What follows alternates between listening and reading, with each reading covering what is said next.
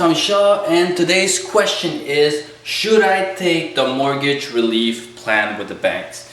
Alright, so let's look at the long-term implication, short-term implication, and try to understand what would be the best option for you, okay?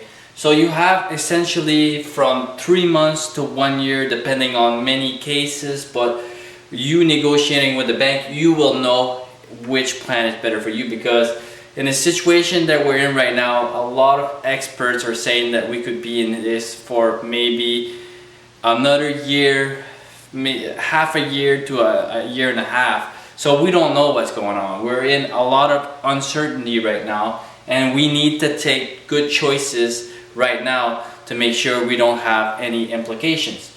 Alright, so I've called the bank this week just to get some information concerning this. I asked them, does it affect your credit score? Does it affect anything? Is there going to be penalties at the end of the 1 year? If I do take that option, am I going to get penalties, or will I have to restructure? And she said she couldn't answer the question because it depends. If you're not paying for 1 year and then they see that you're no longer solvent in 1 year, then for sure there's a lot of chances that when you refinance or you take a new term, that interest rates will increase and your payments will increase, or anything that happens in that situation. Okay, that's what I was thinking about. Okay, I have that option, this option, which one is the best option? Okay, so the advantage of not paying your loan right now is that the interests are very low.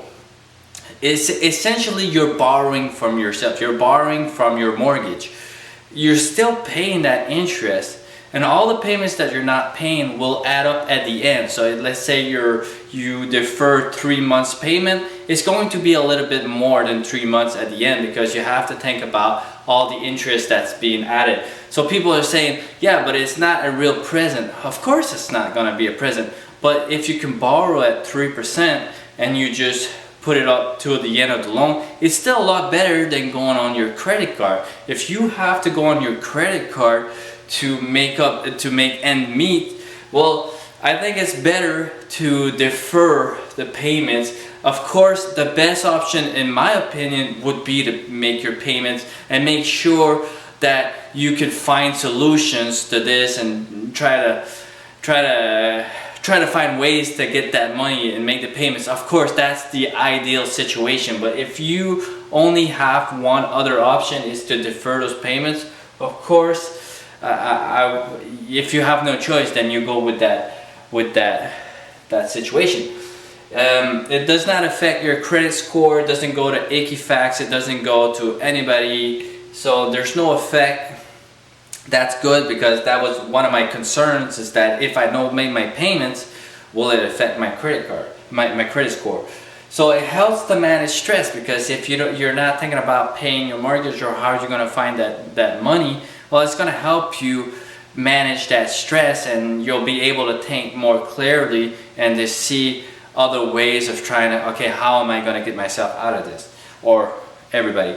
Okay, are there going to be long-term implications? You should ask that question always. When short options come to the table, it's very easy to take, okay, I'm going to do that right now, and sometimes you can have long-term implications. So make sure there's no long-term implication in your decisions. Of course, if you have no choice, you have no choice. Okay, what's going to happen in 1 year? A lot of these big banks are already saying that they can't make their payments, because when you take out a loan with them, what they essentially do, they sell it out in the bond market, in the mortgage-backed securities market, and the banks still have to make their payments to these bondholders. They're doing these mortgage-backed securities so they still have to make the payments, while on the other hand, you as the loan owner, you're not making the payments anymore. So the bank is having a liquidity crisis right now. They're having a hard time to pay these bonds, because essentially the bank is in the middle of you, the bank, and the person that really owns that loan. Alright? I'm just saying that because I think that if a lot of people don't make their payments, this could lead to more uncertainty in the future.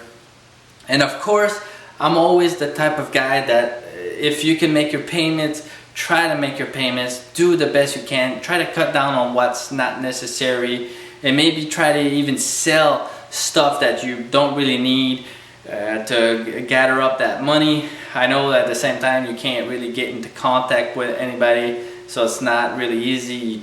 Anyways, try to find, I know it's not essential at the same time, but I'm just trying to understand how to manage this situation. Okay, so should I take the mortgage relief plan? It really depends on all the situation. Really look at all the details. Ask your questions. Ask these questions. Are there going to be penalties? Is what I'm doing right now the right choice for me? And like your gut feeling is going to tell you what is the good choice for you. It's just to ask the right questions. Once you know the right questions, you're already going in the right direction. And it's always to be alert, and the more you can be conscious of the decisions that you're taking, you're aware of them. So when you become aware of your decisions, you own your decisions, and you feel empowered because you feel in control of your life. Alright, so if you like this kind of information, leave a like button, subscribe, and I'll be seeing you on the next video.